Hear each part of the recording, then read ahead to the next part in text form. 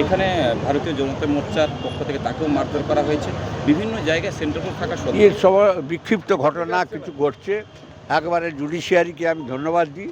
জুডিশিয়ারির আশীর্বাদ শুভেচ্ছায় তাদের ডাইরেক্ট ইন্টারফিয়ারেন্সে এই মানে প্রথম এই ব্যাংক 42-43 সালে তৈরি হওয়ার পরে 1942-43 তৈরি হওয়ার পরে মানুষ স্বতঃস্ফূর্তভাবে ভোট দিতে পারছে।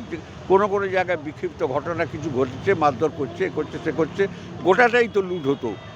মিউনিসিপ্যালিটিতে লুট করেছে, বিধানসভায় লুট করেছে, লোকসভায় লুট করেছে, এবারে পারল না। এই আর কি।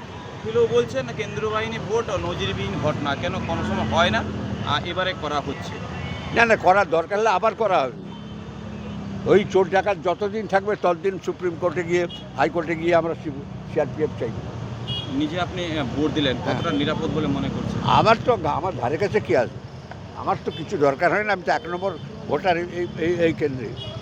আমি জানি হোয়াট ইজ হোয়াট। আমার ধারে কাছে কোনোদিন কেউ আসে না, আসবেও না।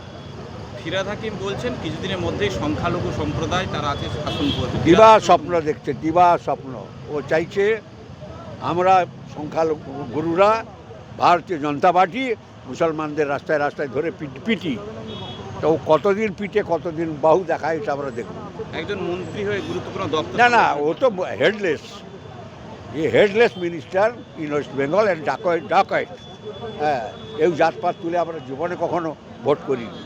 হ্যাঁ, আর ওর উস্কাচ্ছে, ও চাইছে হিন্দুরা, বিজেপি পার্টি, তুমি মুসলমানদের ভালো করে পিটো, দিলে আমি মুসলমান ভোটটা কি করবো।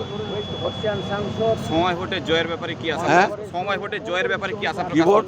জয়ের ব্যাপারে কতটা আশা? এখানে মানুষ ভোট দিলে চোর ডাকাতরা হেরে যাবে, চোর ডাকাতরা হারবে।